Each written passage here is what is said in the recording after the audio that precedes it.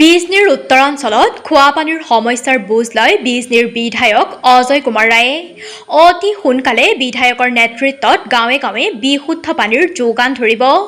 যোৱা কিছুদিন ধৰি চিৰাং জিলাৰ বিজনীৰ উত্তৰাঞ্চলৰ গাঁওসমূহত ৰাইজে খোৱাপানীৰ সমস্যাত ভুগিবলগীয়া হৈছে।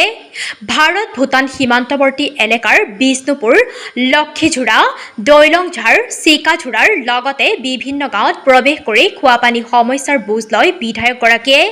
খোৱাপানীৰ সমস্যাত ভুগি থকা ৰাইজৰ বাবে বিজনীৰ বিধায়ক অজয় কুমাৰ ৰায়ৰ নেতৃত্বত অতি সোনকালে গাঁৱে গাঁৱে বিশুদ্ধ পানীৰ যোগান ধৰিব বুলি ৰাইজৰ আগত আশ্বাস দিয়ে বিধায়কগৰাকীয়ে। খোৱাপানীৰ সমস্যাৰ বুজ লোৱা কাৰ্যসূচীত গাঁৱে গাঁৱে ৰাইজৰ কাষত বিজনীৰ বিধায়ক অজয় কুমাৰ ৰায়ৰ লগতে অংশগ্ৰহণ কৰে বিজনী মহকুমা জনস্বাস্থ্য কাৰিকৰী বিভাগৰ শাখা সহায়ক অপূৰ্ব ঘোষ আৰু মানস চেৰফাং মণ্ডলৰ বিজেপিৰ সভাপতি Bappi Talukdar. News desk Bijni first 24।